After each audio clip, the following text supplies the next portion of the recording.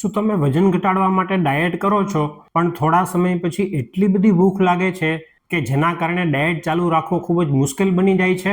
આજે હું તમને એવી 5 ભૂલો વિશે જણાવીશ કે જેના કારણે ખૂબ જ વધારે ભૂખ લાગે છે અને આ ભૂલ જો તમે છોડી દેશો તો તમારું વજન અને પેટની ચરબી ચોક્કસ ઘટશે. હું છું ડોક્ટર ધર્મેશ ગોહેલ, નવજાત શિશુ તથા બાળરોગ નિષ્ણાંત. નંબર 1, ધારો કે તમને અચાનક કંઈક મીઠું ખાવાનું મન થયું તો શું એ ખરેખર સાચી ભૂખ છે?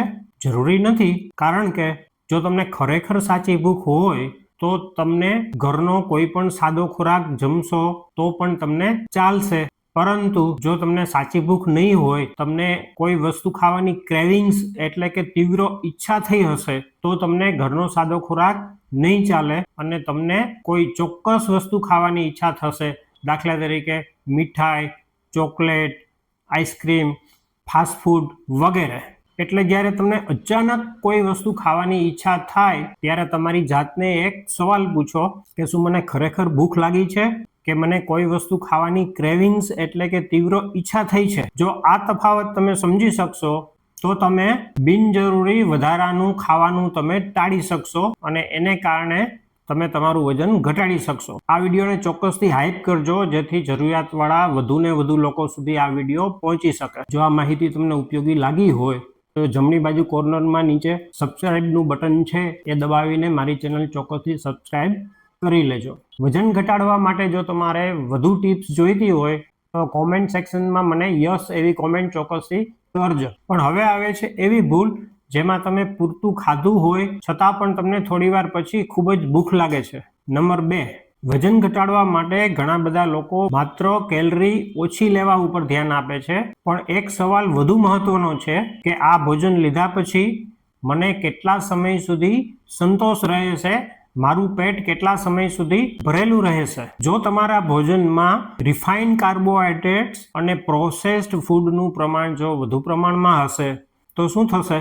આવું ભોજન ખાધા પછી તમને થોડા સમયમાં જ ભૂખ લાગી જશે અને એને કારણે તમે પાછું જમશો અને એને કારણે તમારું વજન વધતું જશે. અને જો આનાથી ઉલટું, જો તમારા ભોજનની અંદર પ્રોટીન અને ફાઈબર એટલે કે રેસા હોય તો તમારું પેટ લાંબા સમય સુધી ભરેલું રહેશે અને એને કારણે તમને વારંવાર ભૂખ નહીં લાગે અને એને કારણે તમારું વજન અને પેટની ચરબી પણ ચોક્કસથી ઘટશે. જો તમને પર્સનલ ડાયટ પ્લાન જોતો હોય તો કોમેન્ટમાં પ્લાન લખો. શું તમે ડાયટ કરો છો છતાં પણ વજન નથી ઘટતું?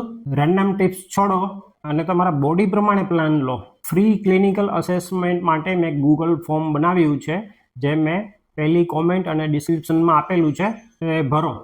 પણ હવે એક એવી ભૂલ કે કેલરી લીધા છતાં પણ કોઈ પણ પ્રકારનો સંતોષ નથી થતો. નંબર 3, તમે દિવસ દરમિયાન શું શું ખાધું એ તો તમે ચોક્કસ યાદ રાખો છો, પણ શું પીધું તે?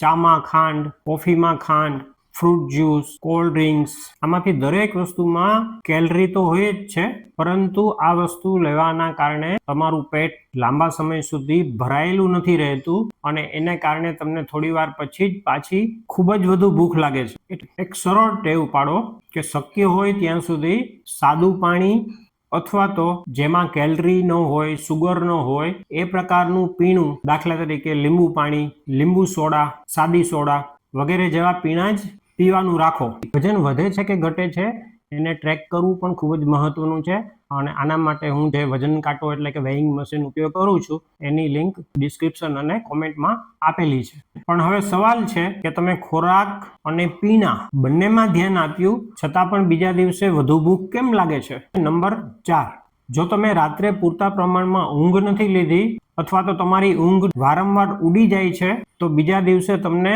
ચોક્કસ વધુ ભૂખ લાગશે અને ખાસ કરીને તમને વધુ કેલરી હોય, વધુ સુગર એટલે કે ખાંડ હોય એવા પ્રકારનો ખોરાક ખાવાની તીવ્ર ઈચ્છા થશે. દાખલા તરીકે ચોકલેટ, મીઠાઈ, આઈસ્ક્રીમ, ફાસ્ટ ફૂડ, ચિપ્સ વગેરે. એટલા માટે યાદ રાખો, 7 થી 8 કલાકની સારી ક્વોલિટીની ઊંઘ વજન ઘટાડવા માટે ખૂબ જ જરૂરી છે. ગયા રવિવારે મેં વિડીયો અપલોડ કરેલો હતો, એમાં મેં સમજાવેલું હતું કે ઊંઘની આ 5 ભૂલ છોડી દેશો તો તમારું વજન ચોક્કસ ઘટશે. એ વિડીયો આપે જો ન જોયો હોય તો ચોક્કસથી જોઈ લેજો. પરંતુ હવે આવતી સૌથી મહત્વની ભૂલ કે જેને લોકો વજન ઘટાડવા માટે જ કરે છે. નંબર 5, ઘણા લોકો દિવસ દરમિયાન વિચારે છે કે આજે ઓછું ખાઈશ તો વધારે કેલરી બચાવી શકીશ. અને આવા વિચારના કારણે દિવસ દરમિયાન સવારે નાસ્તામાં, લંચમાં વગેરેમાં સાવ ઓછા પ્રમાણમાં ખાય છે, પણ પછી સાંજે ખૂબ જ વધારે ભૂખ લાગે છે. અમુક વસ્તુ ખાવાનું ક્રેવિંગ્સ પણ વધુ પ્રમાણમાં થાય છે અને પછી તમે સાંજે જરૂર કરતાં ઘણું બધું વધુ જમી લ્યો છો. કોમેન્ટ કરો કે આ 5 ભૂલમાંથી તમે કઈ ભૂલ કરો છો. માત્ર 1 થી 5 નંબર લખશો તો પણ ચાલશે. જો આપને વિડીયો ગમ્યો હોય તો ચોક્કસથી લાઈક કરજો અને આવા જ પ્રકારના વિડીયો માટે મારી ચેનલને સબસ્ક્રાઇબ કરવાનું ન ભૂલતા. નમસ્કાર મિત્રો.